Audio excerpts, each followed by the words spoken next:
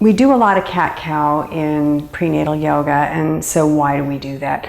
We do that because when we are on all fours, we're letting gravity support the heaviest part of baby, which is the spine and the back of the head, to move forward. So we want for easier labor, for good fetal positioning, we want the heaviest part of the baby and the baby's spine to be towards your navel.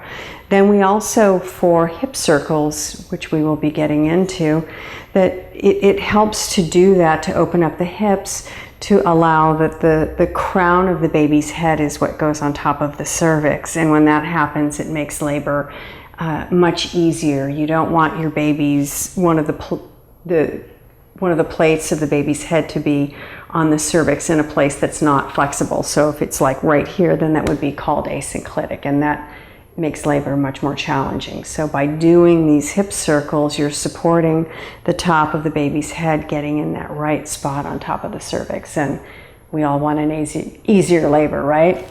So putting baby aside, let's just take a couple of breaths and let go of everything that was out there, and now you are taking your seat, and close your eyes. Inhale through the nose and sigh it out your mouth. Inhale through the nose, sigh it out your mouth. Close your lips, inhale, and exhale. And be right here, right now, in the room, in your breath and in your body.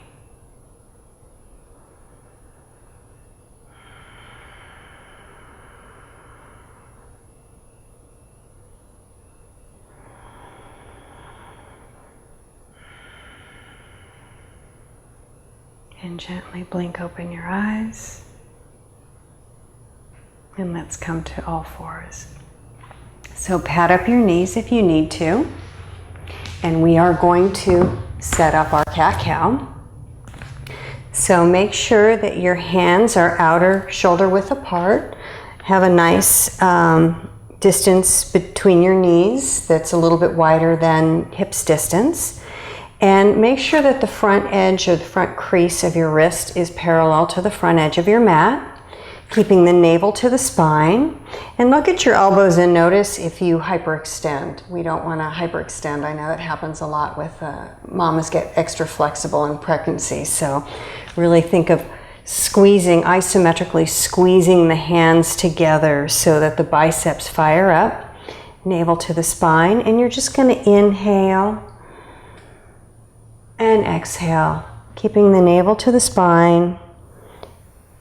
Coming to neutral, inhale, look up, exhale, fold in. Be careful not to dump in the lower back, right? So that's one of the reasons why you want to keep the navel to the spine as you inhale and exhale. And just keep flowing through that and explore what it feels like to move your spine. And now I want you to focus on just the upper back. Right, so keeping the lower part of the spine stable. Inhale and exhale. A few more, inhale and exhale. Coming back to neutral. So we're going to stabilize everything else in the spine, and what I'd love for you to find is a very small cat-cow in just the pelvis. So this is what's happening. I want you to feel and experience what it is to open the garage door and close the door. So when we tuck the tailbone, we're closing off the pelvic outlet. When we do a tip up of the pelvis and the tailbone, you're opening the pelvic outlet. So find that slow, easy movement and just explore what that feels like. Then we're going to come back to some full cat-cows. Inhale and exhale. And then do some nice circles and figure eights and just kind of explore whatever it is that feels good to you in your body. So let the breath guide the movement.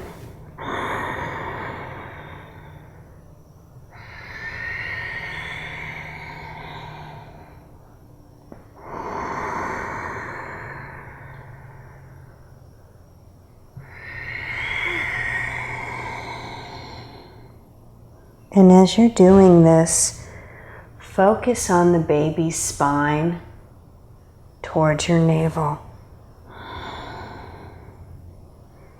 Right? And talk to baby. Say, hey baby, let's all work together as a team and cooperate here. You don't want your baby to be OP. That means back to spine, and that's back labor, and it's really uncomfortable. So that's why we're doing the cat-cows. Come back to neutral, and now I want you to just find a movement in the lower pelvis, right? So everything else stays stable. And I want you to feel what it is to open the pelvic outlet, and notice that when you tuck the tailbone, you're closing off the pelvic outlet. So we want to make space for baby, and everything we do in yoga is all about, right? In prenatal yoga is making space for baby. So just explore what that feels like. And then do whatever feels good to you in your cat-cows, right? Just move around the spine and do whatever feels good to you. Sometimes it helps to think that there's a ballpoint pen on your tailbone and you're drawing circles on the wall, right? And then rotate and do the other direction. One of my other favorite poses is you're going to take your foot forward and walk it. So if it's your right foot, walk it over to the right.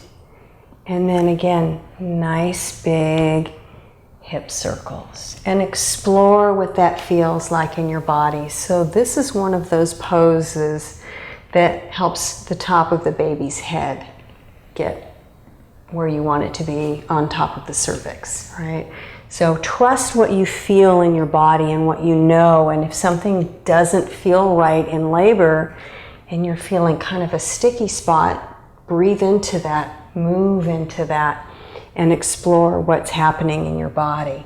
So this is a great pose for labor. And feel watery, feel like a snake, like really try and move everything around, other direction. Come back to neutral, left foot forward, walk it to the left, and again, really explore and breathe into the dark, sticky spots of your hips and really try and get breath into there.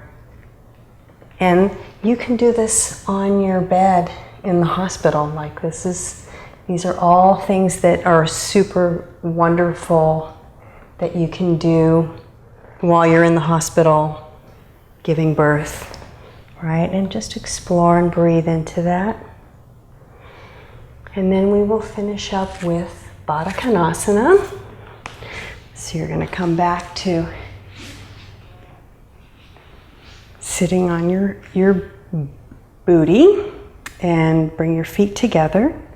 You can come out a little bit farther into Omega, that's fine. Bring your feet farther back, that works also. And just breathe into those hips.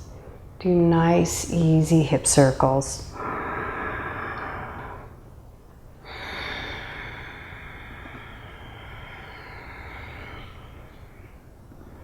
And just explore what it feels like. And other direction.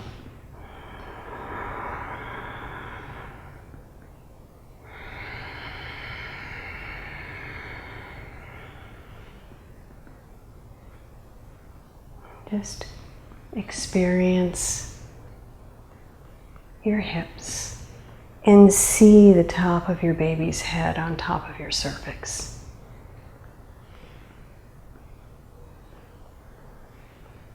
Keep breathing into that.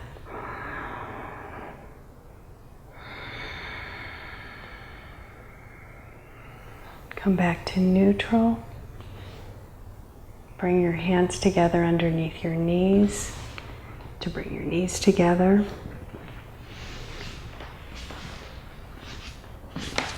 Gently Gently press back into child's pose.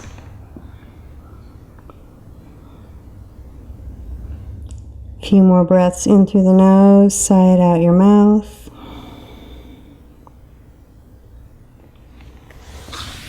And thank you for practicing. Happy birthing. Namaste.